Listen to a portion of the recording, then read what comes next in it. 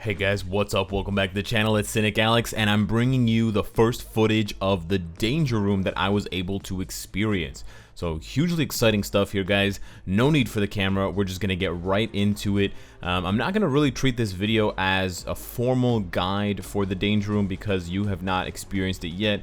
I'll wait until the update is actually live for everyone on the real server, and I will then do a sort of step-by-step guide on like how to pick teams, what to do when you're in the match. But for now, I just want to talk about what's going on. This is the character selection screen, but I just want to give you guys a window into what this looks like. So we've got me, Beast, and Starko. I went ahead and chose Namor. We also have Deadpool and Ant-Man, and then the other team is Cyclops, Cyclops, Namor, and Thanos. And this is the room that you're fighting in. We're both fighting the same boss, an identical Jean Grey boss. Just imagine that they would be in another identical version of this danger room. It looks beautiful, by the way. And then the fight starts, and it's a 5-minute timer. There's the HP right up there at the top, and we just have to do our best to lower the HP of the boss. Now you can see that there are two bars there. The left bar is our boss's HP, and the right bar, the right side bar, is the enemy team's boss HP. Now the rules are pretty simple. If we lower the boss's HP first, we automatically win. The fight is over for both teams. If they do that, if they lower the boss's HP to 0 first, they automatically win. The third way that you can win is if you, or lose I guess, is if the timer expires and you have more or less boss HP left. So there's no such thing as a tie. So if we end the fight, if all 5 minutes are over and the boss for us has 1,000,000 HP left and the boss for the enemy team has 900,000 HP left, it's a very small difference, but even 1 HP is enough to mean that we would lose and they would win. What you're seeing over here as well with these different attacks that are thrown up onto the screen, Ant-Man just did the sentry gun attack. I'm going to frequently collect the energy to do, there's the Deadpool giant tornado attack. There is the enemy Namor's boss HP recovery. These are sort of special skills or talents that you're able to activate during the fight. Now you don't get the talents just by using skills or by timer. You actually have to physically walk or fly or whatever and collect those blue sort of energy things that are standing on the ground. If you collect enough of those, you will be able to trigger your ability. There's also a damage meter so you can see how much damage everyone's doing. By the way, Ant-Man doesn't do very good damage. So there is some strategy involved in, instead of attacking, actually going around and collecting those sort of energy, whatever you want to call them, little energy cubes or energy sort of capsules, in order to trigger your ability more frequently. And I have noticed, although I don't have, specific data on how much it is, I have noticed that some skills, like for example Namor's, takes a lot of those blue capsules, like maybe 8 or 10 you have to collect. But for another character, and you'll later on see a match with where I'm using Wolverine, it takes like half as many capsules to charge up the ability. So they are not all equal. They're not all equal in their effects. I do think that some effects are just straight up better than others, but they are also not equal in terms of how often you can use them.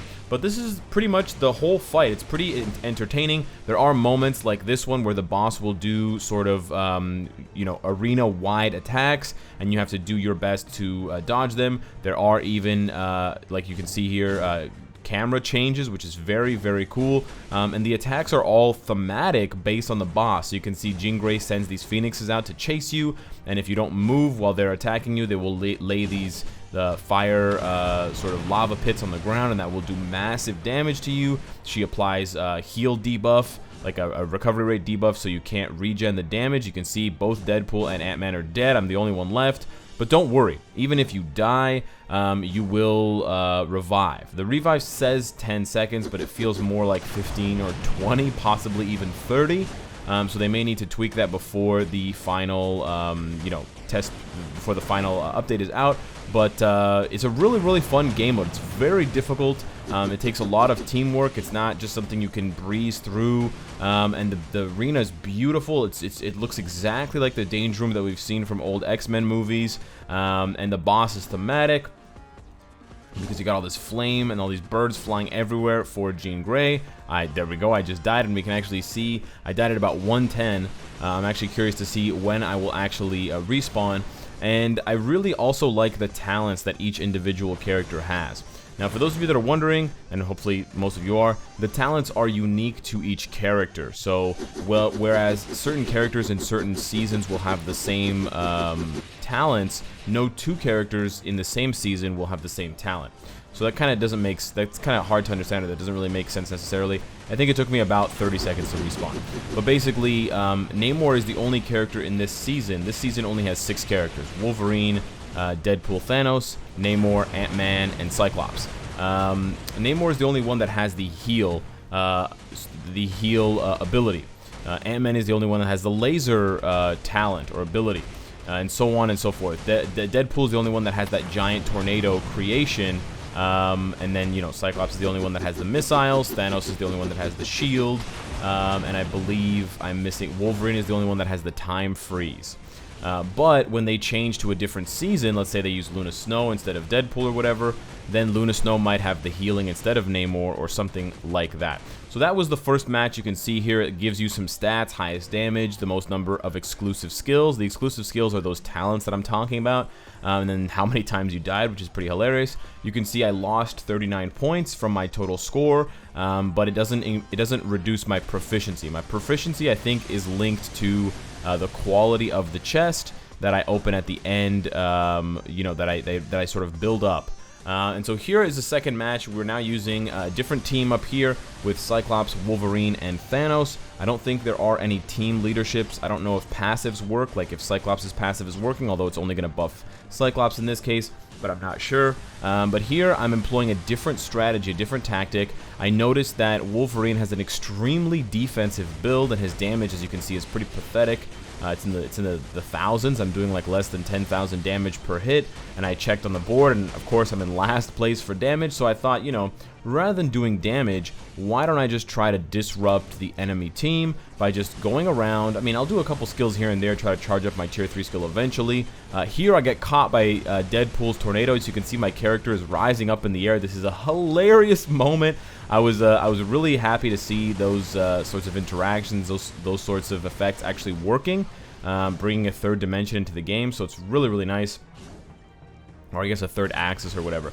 But yeah, so my strategy was basically to try to just use the time freeze as much as I could, rather than trying to deal damage, because Wolverine's damage was so bad. Now, as far as the actual gears are concerned, and as far as the actual equipment is concerned, because I think people are wondering about that, I don't know about the ISO 8 sets and the Uru and the uniforms and stuff like that, but as far as the obelisks and CTPs, they seem to be set. They seem to be pre-set. So in the first match, when I was using Namor, even though my Namor on this test build has a CTP of Rage equipped, the Namor that I use in this game mode has a CTP of Authority, and I think that is the same every time. I'm not sure if it's randomized because I haven't used the same character twice, but it probably is set. And so the ones that I was able to learn, we have here, Namor has the CTP of Authority, Wolverine has a CTP of Regen, which you can tell by looking at the yellow and black heart next to his gear icon. Then Deadpool and Thanos both have a CTP of Destruction, so they seem to be more offensively minded characters that should be attacking rather than collecting those blue capsules. And then for the strangest reason, you'll see for Cyclops, he has a 4-star obelisk. So it's really, really weird. I don't know if they're drawing information from the server. Perhaps they are doing like an average of all the top 100 builds for a character and seeing how many times a certain CTP or obelisk pops up. And in the case of Cyclops for tier 3, there's only a very few number of them on the test server. I'm not really sure how they came up to that conclusion, because all the other characters have CTPs, and then Cyclops has a 100% damage proc boost with a 10-second cooldown, which I'm pretty sure is not even a 5-star, not even a 5-star obelisk. So pretty strange there. Maybe in the future they will allow certain seasons of the Danger Room to allow players to use their own obelisks and their own builds, because I know that's something that a lot of players really enjoy about a lot of the other game modes in Marvel Future Fight, that you build up your characters and you get to use them that way. I still do kind of feel like I'm playing as Wolverine or Thanos or whoever I'm playing as. I don't necessarily feel as though I'm playing as my own version of the character, but that's okay, because for me, I already feel like the character is unique in the sense that they have this ability that Wolverine never has otherwise, this time freeze ability. And then I also feel like, although it's not my Wolverine, I'm working together to try to kill this boss for the team, so I'd rather just do whatever it is my character is supposed to do to win than just try to do as much damage as possible, because I do think that the strategy in this game mode is deeper than just do as much damage as possible. Definitely damage is king for the most part of Marvel Future Fight, but the fact that there are so many debuffs that you can apply to the enemy, you can time freeze them. In Wolverine's case, you saw Wolverine get sucked up by the tornado. All of these sorts of effects seem to indicate that certain characters can really thrive and really be successful even though they lack damage. And so I don't think it's as big of a deal. Like, look how cool this is.